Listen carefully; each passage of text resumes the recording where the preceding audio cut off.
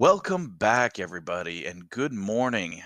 It is now day 7 of Game Over Cancer. We are here with Laxxus, who's going to be doing Ultima 8. So, Laxxus, take it away. Thank you very much, Macros. Hello everyone. I'm Laxxus, and this is Ultima 8 on DOS. Not the most popular Ultima game. Most Ultima fans back then did not really like 8 or 9. Let's not talk about 9 because it's really not good, but I think this game is pretty good. But it's a bit lighter on like the RPG elements and some elements that were typical for Ultima games. But instead it has some platforming elements, and the platforming is sometimes a bit janky. Let's just say that. Anyway, let's just get into it. I need to close the game real quick and delete the save files, so I can start from a fresh file to set up the in-game time just for one thing in the run. And then we are good to go. Our name is Game Over Cancer. Wow, it fits perfectly. Great. All right, so let's get this started in 3, 2, 1, go. Alright, so this game starts right after Ultima 7 Serpent Isles, I think it's the name. And the Guardian throws us in this weird unknown world called Pagan. So that fisherman there just got us out of the water, and we were just like, bye, I don't want to talk to you. So we didn't even ask for his name. And then the first thing we do is we run in this execution cutscene. This right here is the Queen Mordea. She's a tyrant and she's not very nice. And this guy probably just said something bad about her, so he had to die.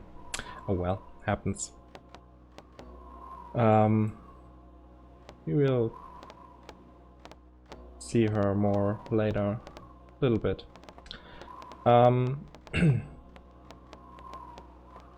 So now this guard just wants to know who we are, and we just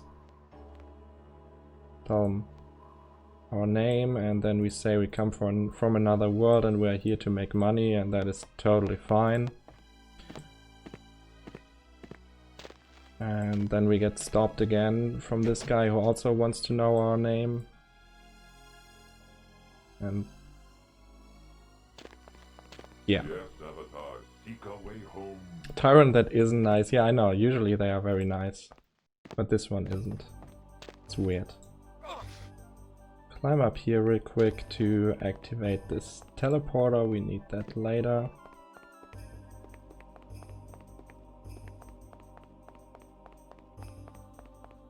And yeah, so we land in this world, and we don't know anything about this world. So basically our goal for this game is to get back home in our own world.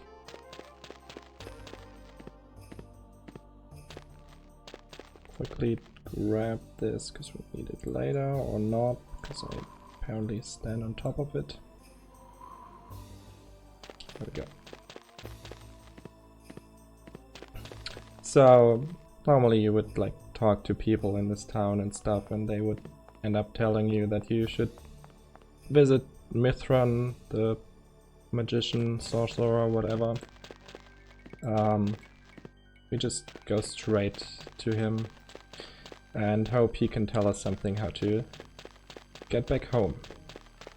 And because he's like a weird wizard, he lives like in the middle of nowhere, because that's what wizards do. And here we see first part of great platforming. in the original unpatched version, platforming was way worse because you couldn't control how far you were actually jumping. It was fixed length, which made these sections a nightmare to navigate. And if you land in the water, well, you die, obviously.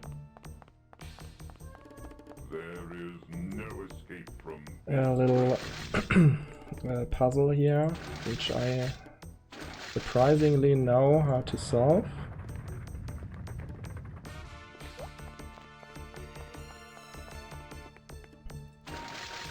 To open this down here.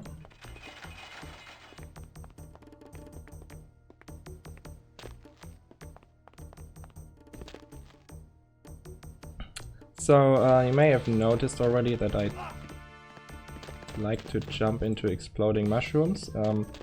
No, that's not what I wanted to say. That I like to jump. Jumping is a little bit faster than running. Let's just get our health back. But you gotta pay attention to where you jump, otherwise you jump into stuff and stop and you waste a lot more time. Okay, the first thing we do in Mithran's house is we just steal money from him. Oh my god. Get up there. And then we also grab this shield from him, and then we actually talk to him.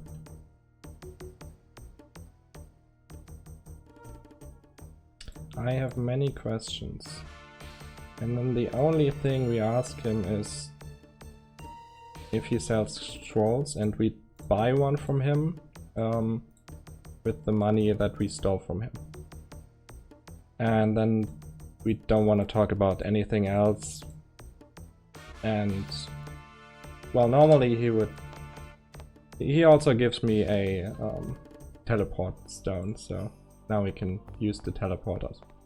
Normally he would like tell us what he knows, like what we have to do, and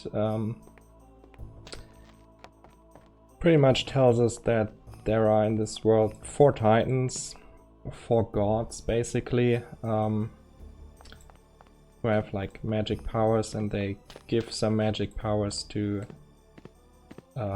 their devoted followers. So we should go talk to them and get their powers, and they probably know a way to get us back home from this world. So that's what we are actually doing for now. So we are going to the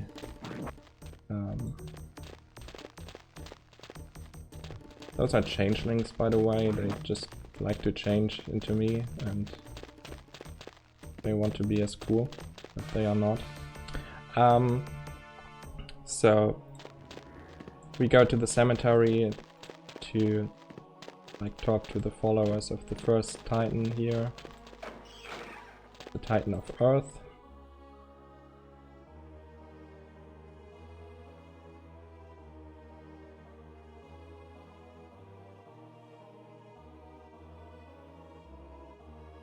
And well, we talk to this necromancer, and he says, well, we have a problem here. Mordea took our ceremonial dagger, which we need for a ritual. So we are just like, yeah, okay, we'll get it back, no problem. And that's actually the reason why I restarted the game at the beginning, that the in-game time is right for this. In this game there are the 6 times of a day, and depending on what time of a day it is, people are in different spots and do different things, and we need this servant here to be here at home. So we can talk to her and ask her for the dagger, and she's like, oh, I might get into trouble, and we're just like, ah, you won't get into trouble, I promise. Okay, here's the key. Bye. That was easy. And then we grab some blankets, they are pretty important for later. But we give her the money because I don't need any more money in this game. So now that I got the key from the servant, speaking of janky, sometimes you're not in the right spot to be able to jump up. There we go, or climb up. So now with the key we can just go straight into Mordea's bedroom and steal the dagger.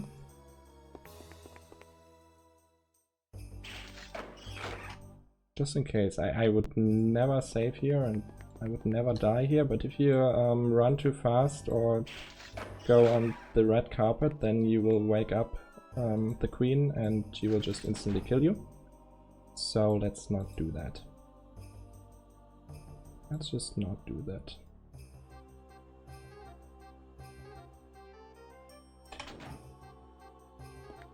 Okay, I got the key, the dagger, and 2 scrolls that I need way later in the game. And now we can go back to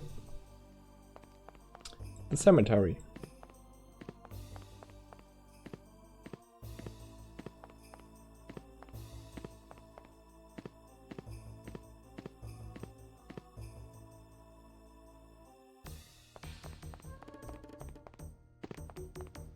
Also at the beginning I grabbed like a few things on the way, which I need in just a moment for the necromancer, because before I can become his apprentice he like wants me to collect those things, and obviously it's a bit faster to do it before I even get there. Alright. So we give him the dagger, and then he can finally do this ritual, and this on the altar is the old necromancer, and he is like the apprentice, and because she's so old and is about to die, she gets like sacrificed. And then he becomes the new necromancer, and he needs an apprentice, and well, what a good spot for us to be in, because we wanted to become the apprentice so we can learn the magic and stuff and get to talk to the Titan of Earth. Alright, that's the second dead person in this game, and let me tell you, not many will follow. Alright, we just... oh, I didn't want to say that. Just asked to become his apprentice, and he's like, yeah, but first you need to bring me these things here, and hey, I brought you the things. I don't know why they move around that weirdly. Okay, and he then made us his apprentice and gave us the key of the caretaker. The key of the caretaker, I can create magic symbols of the necromancy. And to do that we need like certain reagents and then mix them together.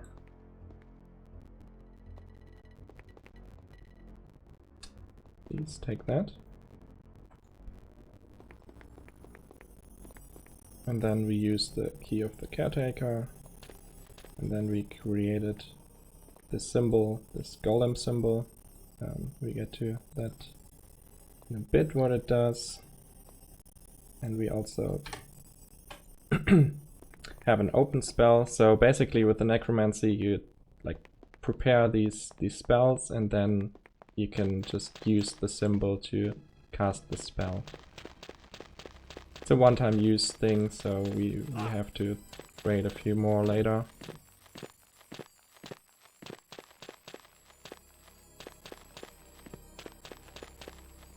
Will your precious earth fall so easily? And the voice you hear there, by the way, is the Guardian, which is like the antagonist who threw us into this world. He's just mocking us. Alright, that was the open spell to get in here. I should save, actually. You Should remember not to... for help at the time. should remember to save often.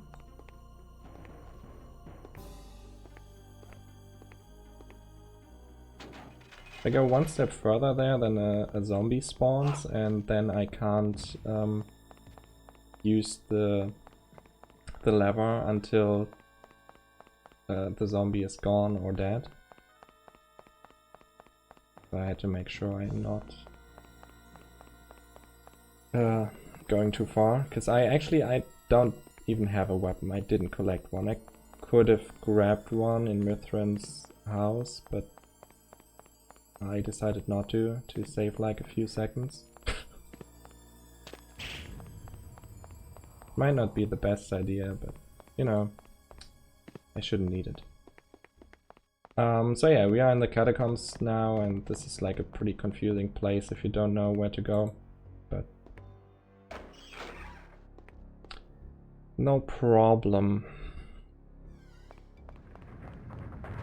So basically, right now, going through this section, I'm on my way to meet the Titan of Earth,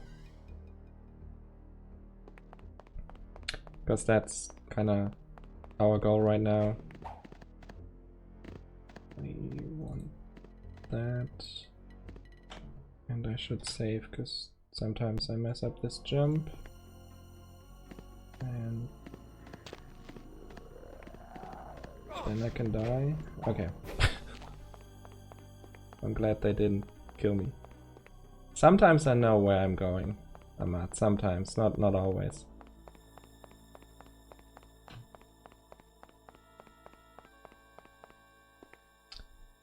Getting blocked by a ghost, perfect. So as you can already see, I pretty much ignore every enemy, and that will not change for most of the game. If nothing goes wrong, I kill exactly one enemy. I have to kill one enemy. There might be a few more if they get in my way later, but this is basically a pacifist run.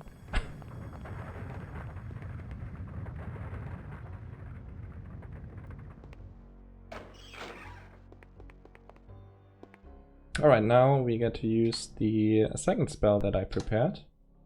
The Golem spell, which is a very important spell, which kinda also partly breaks the game.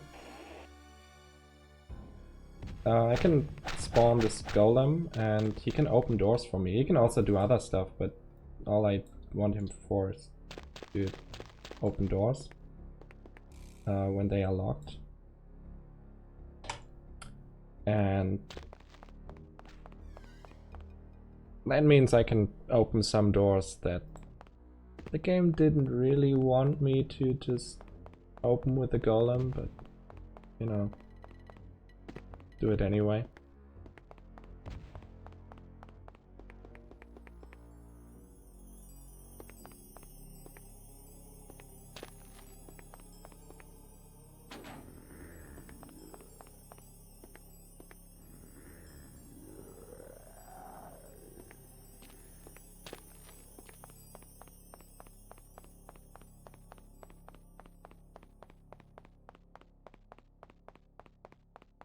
Alright, had to use that lever up there to make these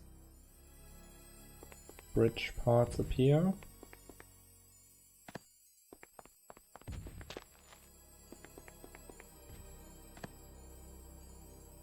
More platforming that would have been really awful in the unpatched version.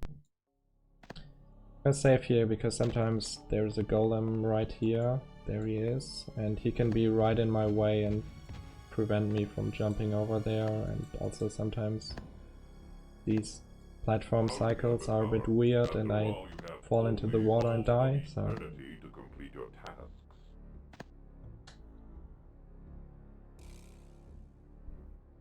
Rather be safe here.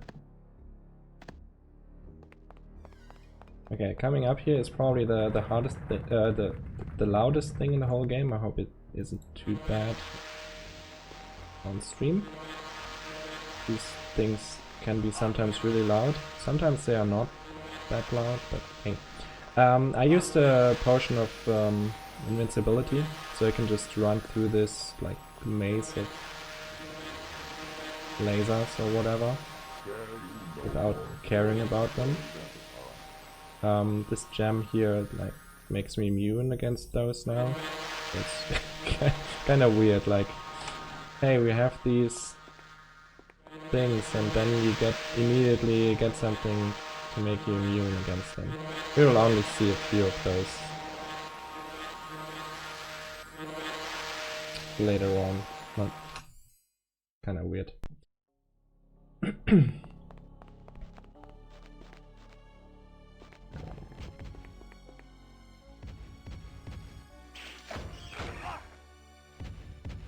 Okay, didn't die here.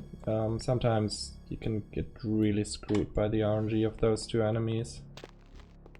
But luckily, nothing bad happened.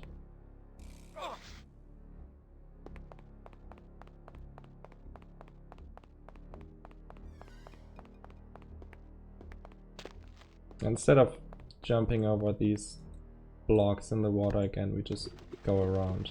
It's easier and faster.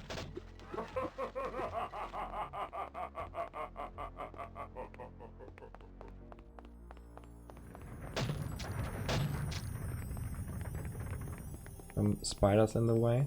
I had to squash them.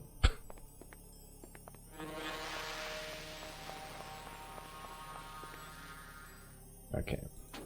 Getting over here, drinking this red potion, which is a full heal if you have taken damage before. If you are on full health, then the red potion will actually damage you.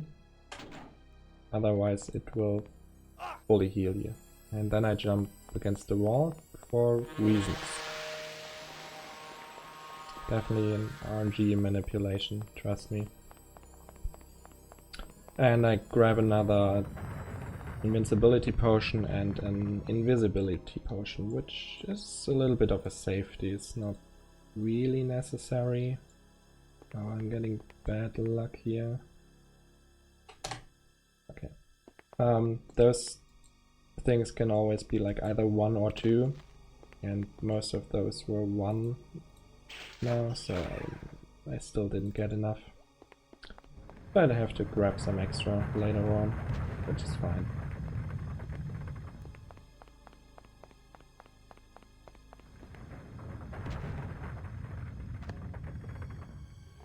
Right, and here we got to the Mountain King, and because of that I'm gonna turn off sound effects. The reason for that is certain NPCs are actually fully voiced, and all the Titans, for example, are fully voiced. And you can't skip the voiced lines, so it would waste like a minute in this dialogue alone. But otherwise I leave the sound effects on because for some reason the game runs actually faster with sound effects on. It's really weird. I don't know why, but that's just how it is. Which means that I will turn them back on right now immediately. Okay, so the Mountain King, Titan of Earth. Yes, this is actually the Hall of the Mountain King before Blizzard came up with it. As you can see here, Hall of the Mountain King. So he accepted us as like the apprentice and gave us a task to enter the old necromancer, the one that got sacrificed. So we go back to the cemetery and tell that to the necromancer, and then we get stopped here by this guard, and the guard asks us if we know a scholar named Bentic, and the fisherman Devon. We say we spoke to Bentic, which we actually didn't, but you know. And we ask who Devon is, because we actually didn't talk to him, we never learned his name, so it's not even a lie. But anyway, Bentic was like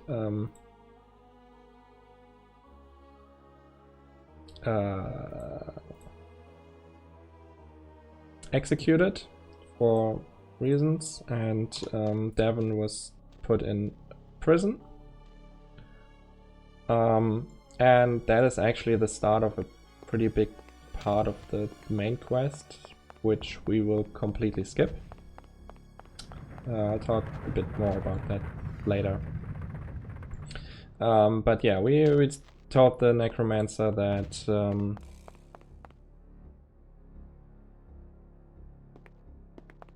what the Titan of Earth told us, and he gives us another key, which we need to get through certain doors, and then we just completely ignore that we would enter the old necromancer, and she will just lie around there forever.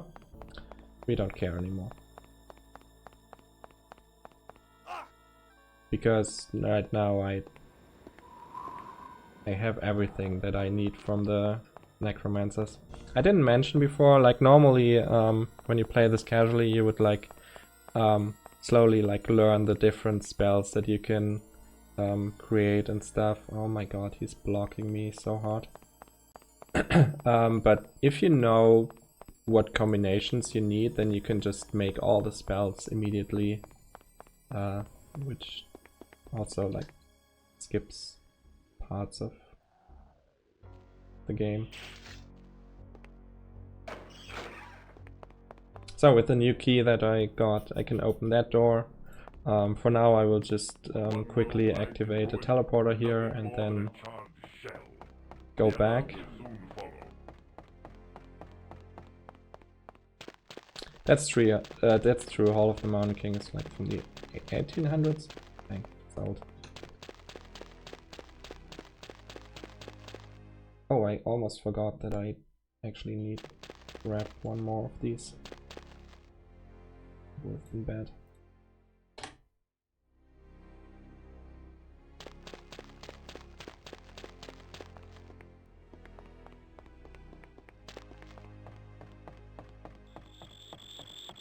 Sometimes you can get really blocked by these flies that spawn on the bridge.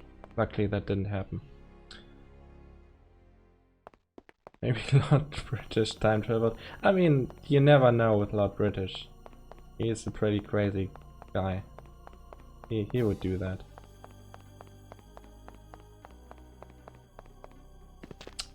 Jump too early. Okay, so now that I basically did everything with the necromancers that I need to do. Normally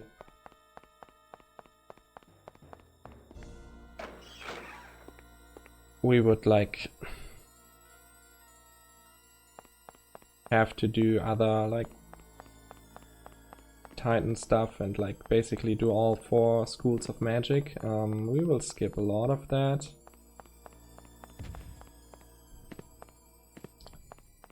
Instead, basically our new goal now is to collect obelisk parts and then power those obelisk parts and set like combine them, and then with that obelisk we can like create a portal back in our own world. That's, you know, how it works. So I am going to grab the first piece here soonish. First we have like this little maze here with like pressure plates to open up new parts, and then I'm gonna skip half of that thing by just climbing up here and jumping over the fence. That is way easier. And then going the wrong direction. That is perfect.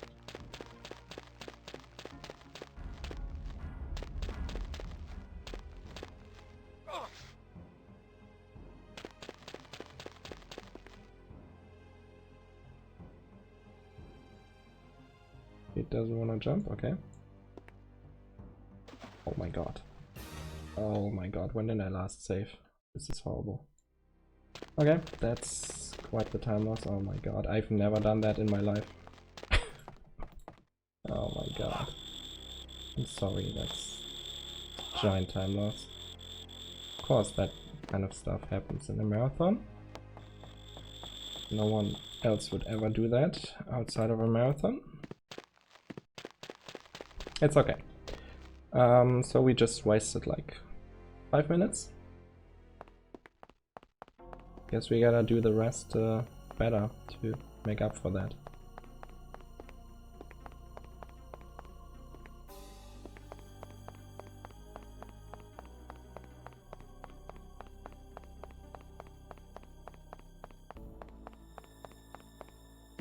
Hey, this time I made the jump at least.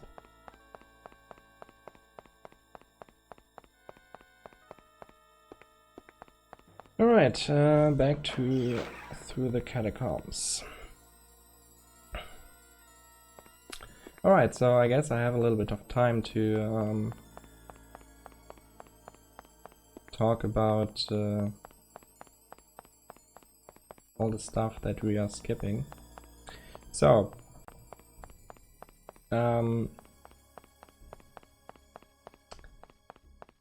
this whole thing with Devon being like imprisoned and the other dude being executed, so those two found out that Devon the fisherman is actually the brother of the queen and the rightful heir to the throne, and Mordea found out, and obviously she doesn't like that, you know? That's how tyrants are, that they just don't want to share their power. So there's a whole bunch of stuff that you have to do to like get Devon out of prison, and in the end kill Mordea to make him the king, and then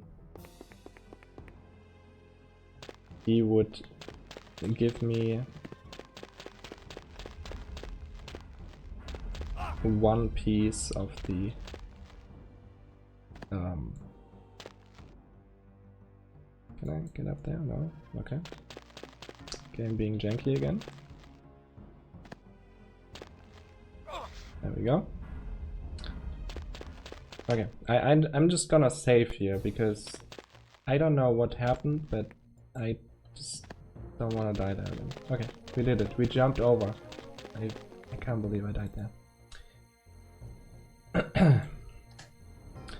So anyway,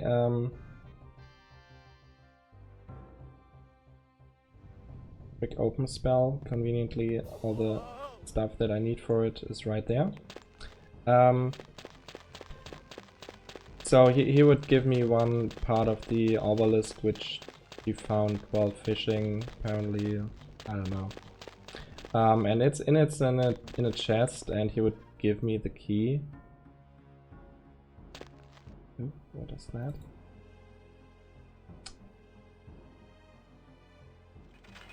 But you will see later that we have a very interesting other way to open that chest without getting that key.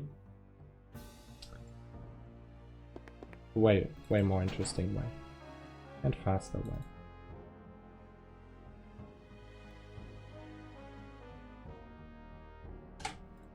So now I'm just creating more necromancy spells, basically all of them that I need for the rest of the game.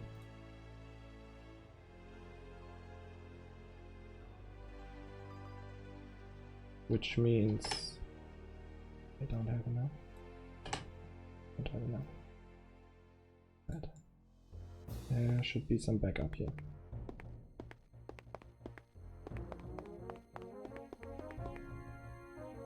Okay. 4, 3, 1. Okay. Good. So I created 2 golem spells and to open some doors in not very intended ways, and the other spell is an invincibility spell. We'll get to that later. And now we have a little riddle here, which is called normally the Towers of Hanoi, I think. That's basically the puzzle here to set up this staircase.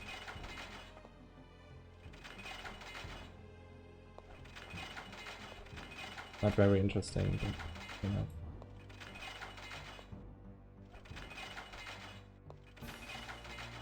You gotta do it.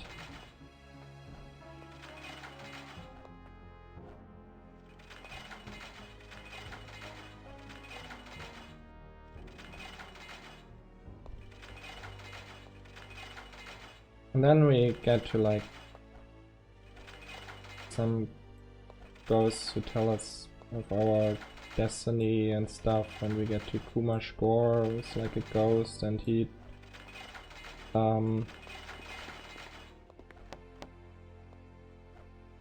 first I need to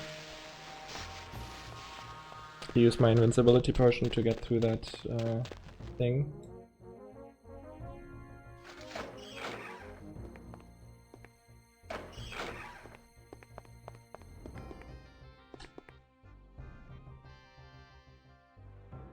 And I need to turn off sound effects again, because this would also be voiced.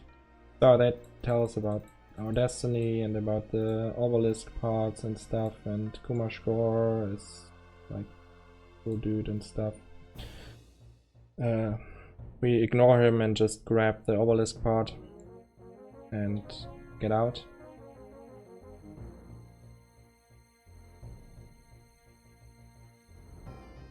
That's not what I wanted to do.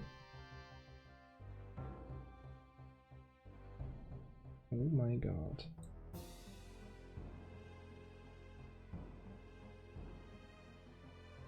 That was a mess, but hey. Okay, so we have the thingy. And yeah, now we gotta collect some more. 5 in total.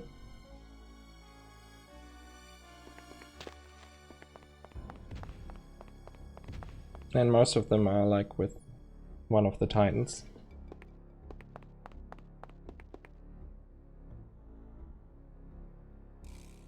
The second one we get really quickly now.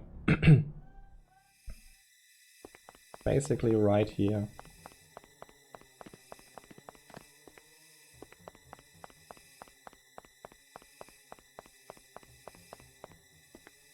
So this door here is also locked and we don't have the key, but up there is a tiny bit of patch of dirt where we can summon our golem. It always needs some dirt to summon it. And he can't really get to this door, but he ends up opening it somehow anyway. It's magic, I guess. And then there's the second part here. So now we have 2 obelisk parts, and life is good.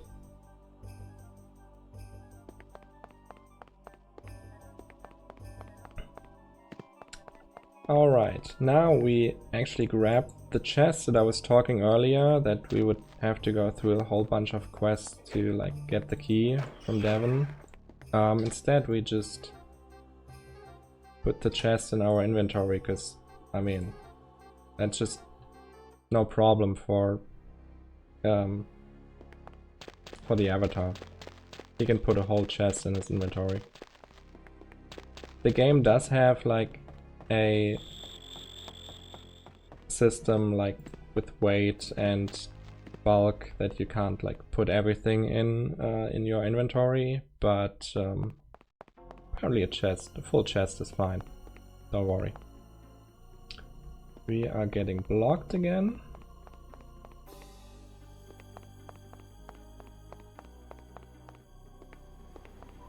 Okay. So, and normally we would also like casually you would the second school of magic that you would go to is like the air magic, and there would be some cool stuff that you normally would need to get to the fire magic people. I forgot their name. But we have a special trick, because right here is like a sea of lava that we have to go through. And this is where the blankets come in handy, that I picked up way earlier in the game. So first of all, the yellow lava just kills you instantly, and normally, except for a few spots like that, the darker stuff like deals a bit of damage, but it kind of stun locks you.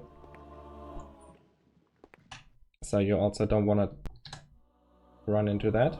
But we have an open bedroll, which is perfectly fine on lava. And we have blankets. Then we put the chest in the lava, which destroys the chest but not the stuff that was in it.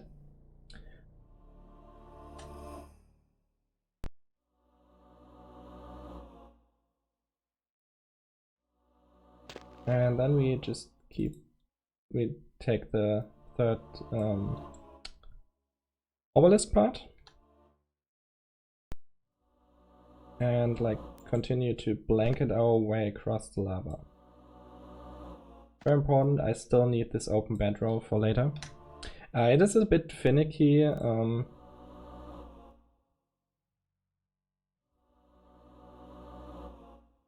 With throwing them onto the lava, sometimes they just vanish completely. That was actually really good, I have to say. Only I could get up here now. There we go. I also don't need that anymore. Okay, and that skips a complete school of magic that we can just ignore. We will just go into that area for like a minute. And now we are in the area of the fire sorceress. So we talk to her, and well, she tells us a bit about sorcerers and stuff here, and about the first acolyte, and then she kinda wants us to help her kill the first acolyte so she can become first acolyte, and we agree, and then she makes us our disciple. If I took that thing before talking to her and becoming her disciple, then she would just kill me for stealing. Kind of funny. In this game, you really gotta pay attention to where and when you steal stuff. And then we skip most of the quests from the fire magicians by opening the door, which was locked again with our last golem. There's a bunch of quests that you would have to go through to be able to even enter this area. But we don't want to do that. Golems are just too good. So this is like the first acolyte, and he gives us like our final tests. And first we have to prepare one spell, and preparing fire spells is, let's just say, very, very finicky.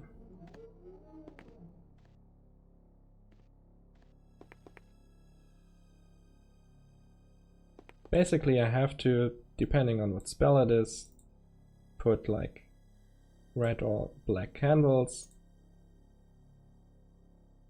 here, and then put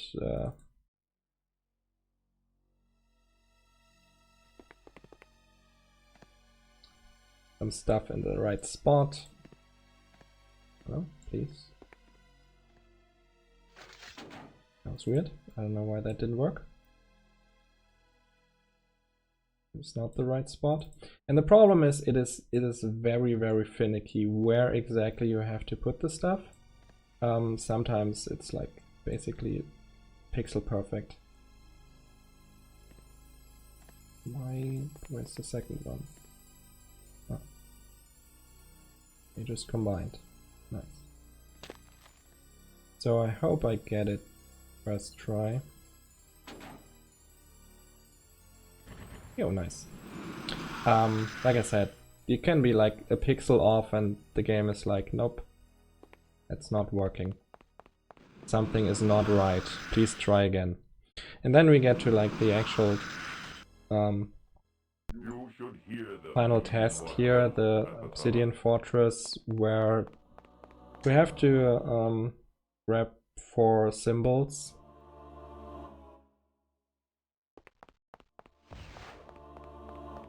And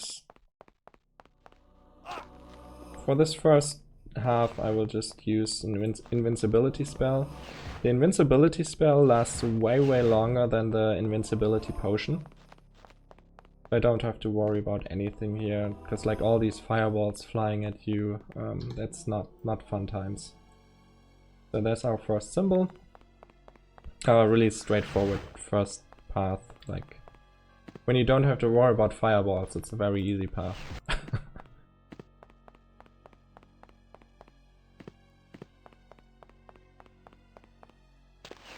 Oops. Like that would probably like instantly kill me otherwise. Oops.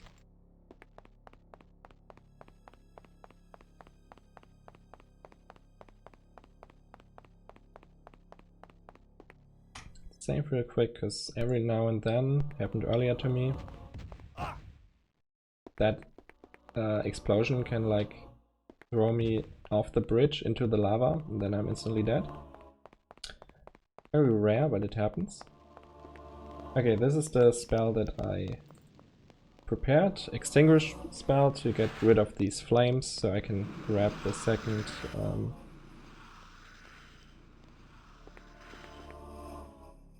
symbol here, which is hidden under this helmet, which I failed to equip. I don't really need it, but I mean, might as well equip it, you know? It looks cool. Also, like, not all of these exploding mushrooms actually explode. Like, most of them are like fakes. Only some explode. Alright, so we have 2. We only need 2 more symbols. But first yeah, he wants to kill me, but all I want is this thing, because there are some prepared spells in there, which I need for later. There's a spell to protect me from heat, which means I can walk over the darker lava. Now we go invincible again, because no one wants to deal with all this crap here. And the other spell that's in there is a teleport spell, which, I mean, you're kind of supposed to use through these spike traps, but just running through them is faster. I mean, when you're invincible, then everything is easier, you know? One spell here that I need later, and I actually grab a weapon now, because I have to kill one enemy. Like I said somewhere earlier, optimally I kill exactly one enemy in this run, and that will be the first acolyte. Yes, we have to kill him. That times.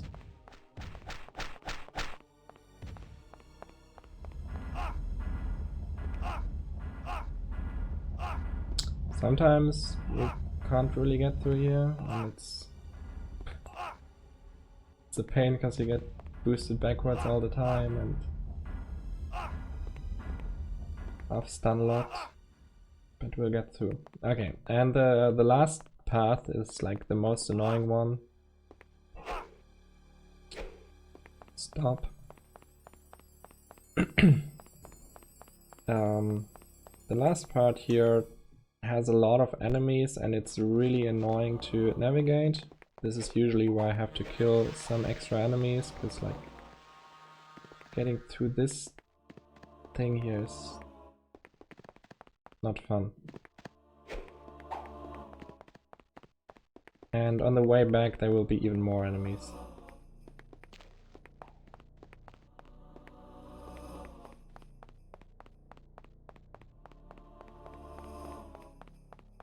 Okay, that actually went pretty well. Okay, I was talking about that heat enduring spell. We will use it here. Now we can run over that darker lava. The yellow lava is still instant death, so don't want to land in that. One more invincibility. A, because of that demon, and also because that chest explodes.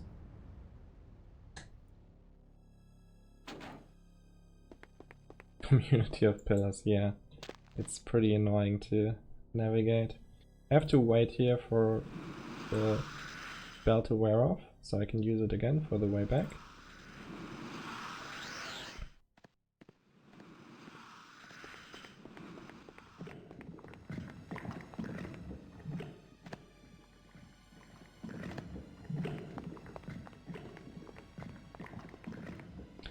Alright, let's see how the way back works. I'm gonna save and I'm gonna use a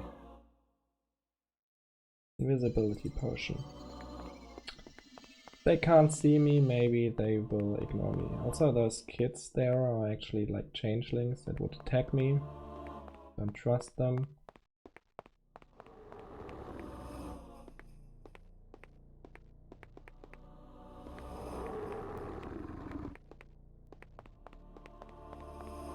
Okay, so far nothing in my way. Oh, he is completely in my way. I gotta kill him. I have a cool flame sword now, though. Okay.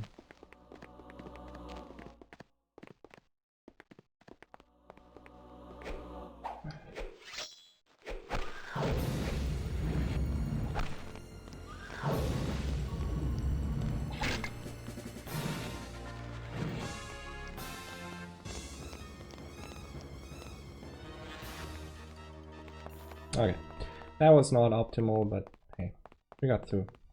We can get really stuck there with some enemies. Can be annoying.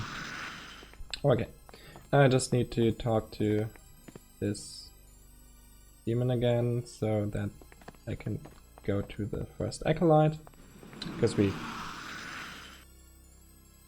got all the symbols, and he's gonna tell us, hey, I'm gonna test you one more time, because why not? And he wants us to use 4 spells. One of them is right here, so like a fire bolt, and then like an explosion you picked up earlier, like this one. Then we will also turn off the sound effects for the rest of the game, because there's too much voice dialogue, sadly, for the rest. And we also summon a demon, and then we also have to banish a demon. And then we finally did all the tests for him, and he likes us, hopefully. Probably not, but you know. Either way, now we are helping summoning the Titan of Fire, Pyrrhus, because the first acolyte wants to talk to him.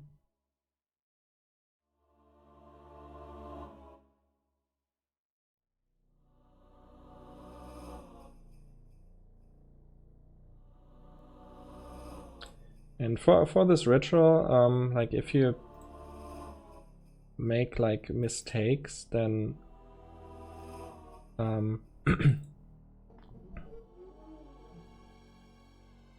after the ritual he will just kill you.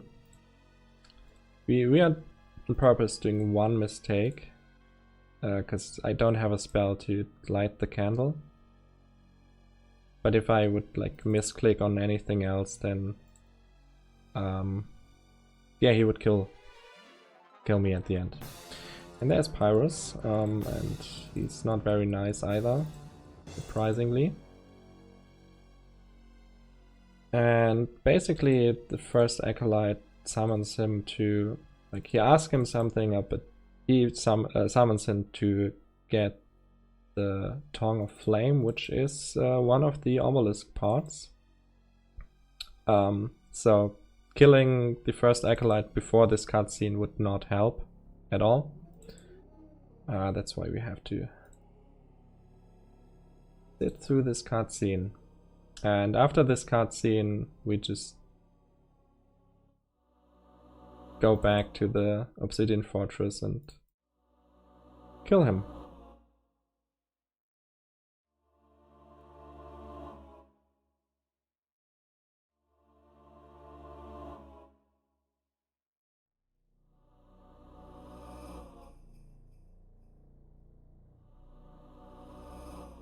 And then I'm only missing one more obelisk part.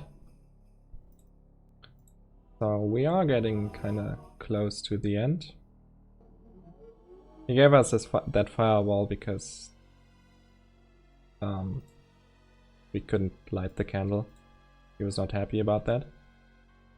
And it actually deals damage, so going into that cutscene with low health is a bad idea.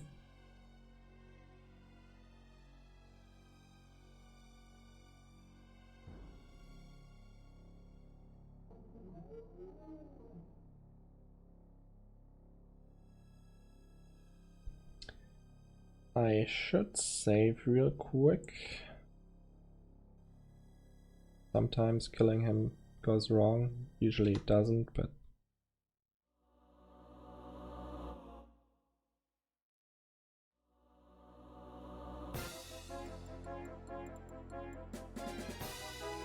okay, he did nothing this time, that's fine.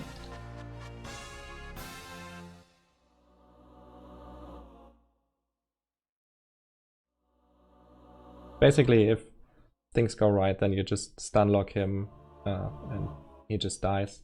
Otherwise, he can use really strong spells. He can like summon demons and throw fire at you and all that kind of stuff. Alright, I mean, yeah, we kinda murdered him, but he deserved it. Trust me, he deserved it. Okay, this is like the area of the air titan, which normally you would do like second to even get to the fire titan. But we will also just completely skip everything of this magic, and we do that with the help of our trusty bedroll. Put the bedroll here so we can get a bit further out, and then we use a teleport spell. I don't know if I'm in the right spot. Normally you would not be able to get over there. And I messed up. It's okay. Try again.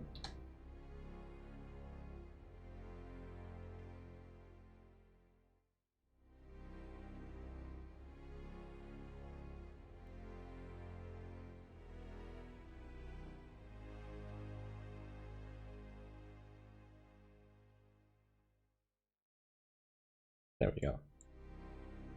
Normally, like, you would get like spells from this type of magic to be able to even get here, and now we can talk to the Titan of Air. But we don't actually want to talk to her, so we just say bye. What we actually want is right here. It's invisible right now, but it's the last obsidian part, obelisk part. And that's why I have a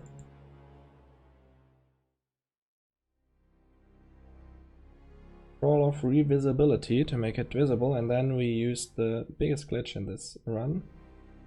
Let me try this first. I'll try to explain it after.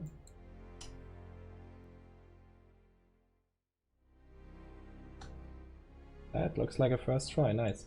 So basically, normally I can't reach that that last part, and what I do is I jump over there and then pause the game with the pause button,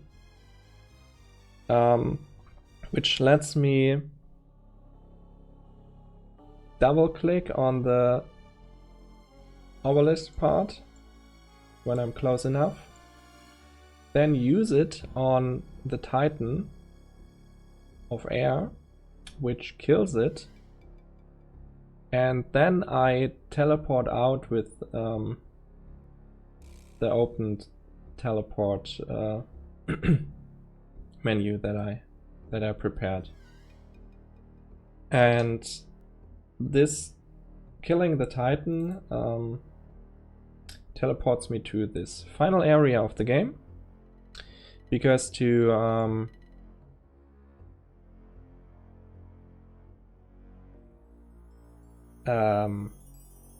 power the obelisk, I need to kill the... Let me put on health bar.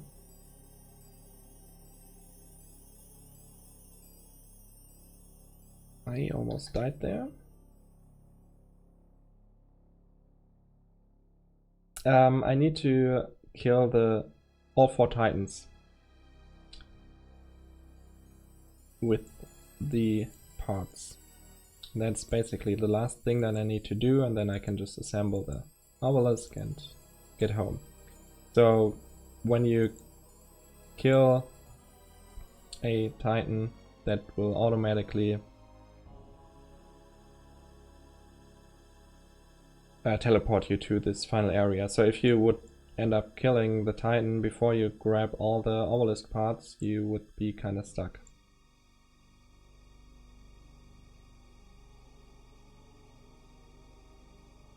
Getting up this ledge is impossible. I tell you, it's impossible. It's so finicky.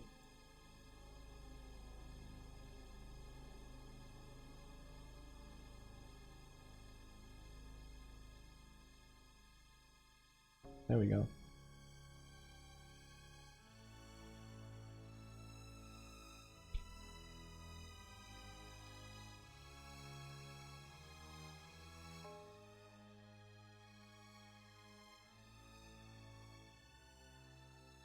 Now we just have like 3 short paths here to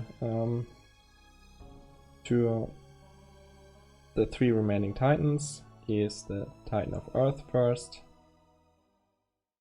and we literally just use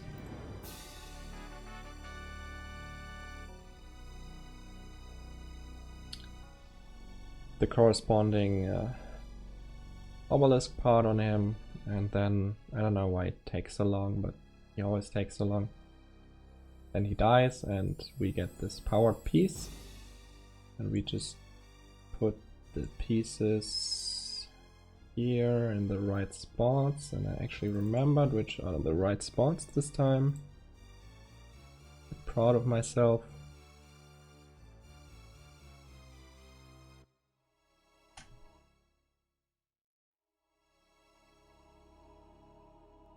We never actually saw the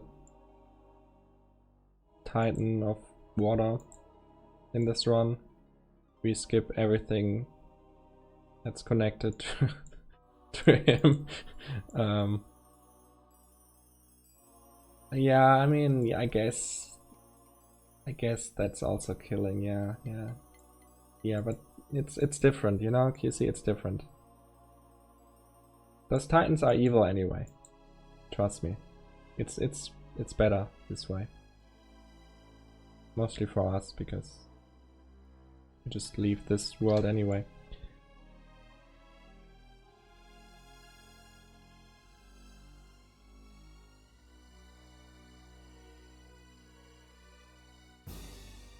Yeah, killing these Titans is a bit anticlimactic.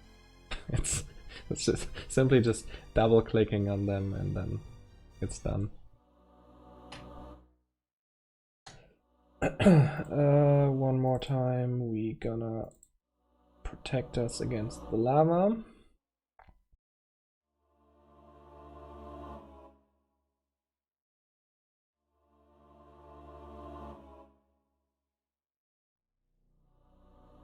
And then we jump into the lava. That is part of the plan, clearly. Just wanted to show you that it really doesn't protect you against the yellow parts of the lava. Just so you know.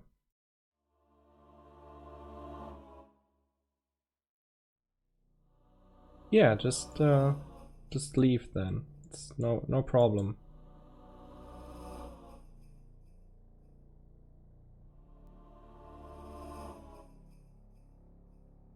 I mean, I don't really know it. It's very much possible that because the Titans are dead, that like all their magic doesn't work anymore, because it's basically just the Titans lending their followers their powers. So that would kind of suck for them, I guess. But you know, once again, not my problem. Used my last symbol of invincibility, just so I can get through here and don't have to worry about these 2 demons, while I slowly open my inventory. And that's the wrong one. Yay, we did it. Okay, now we killed all 4 of them, and that makes us become the 5th Titan, the Titan of Ether. So because of that, we can use the obelisk tip on ourselves, and luckily that does not kill us, and then we just get ready for time. Oh no, that enemy is messing up everything. What is going on? And time. And yeah, that opens a portal to our world, so we go back in our world and then we will see that the Guardian is already destroying everything on Earth.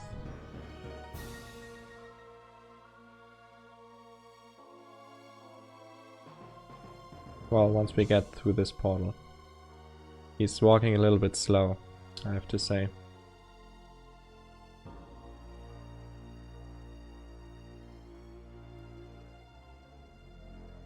See, like, the whole world is in chaos and stuff, and that is supposed to, like, immediately like to lead to the plot of Ultima 9, but I don't think the world looks like that in Ultima 9. A little bit of the game that I played, it all looked pretty green and stuff. And buggy, but that's a different story. But yeah, that was Ultima 8. I think this is an amazing game. I mean, the speedrun skips a lot of stuff. I think like the combat system is not the best in this game, but like apart from that, like the world and like the story and stuff, I think is pretty decent. I played this as a kid, so I'm a bit biased maybe. I think the run overall was not too bad, except for the one time where I just ran into the water and had to like backtrack 2 minutes or so.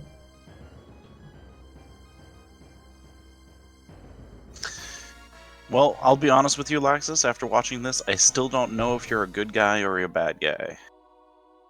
I mean, I'm the Avatar, I'm a good guy, obviously. I may have destroyed this world just to get back home, but I'm the Avatar, so I'm a good guy. That's just how it works, you know? That makes a whole lot of sense to me. Yeah. I mean, okay, to have a little bit more backstory, so the Guardian, which is like the antagonist who threw the Avatar into that world, into Pagan, he actually like was in Pagan before, and he was the bad guy, and then the 4 Titans got together and fought him, and there was like a big war and the Titans won. So the Guardian is definitely the bad guy, which means that I'm the good guy. It's just easy math, you know? You know what, that's fair enough. But what better way to start a Sunday morning than hopping across lava by jumping on blankets? Just like in real life. Just like in real life. But speaking of jumping, we're about to see a whole lot of it coming up next with the Super Mario 64 randomizer run by Ankles. So please hold up. We'll be right back.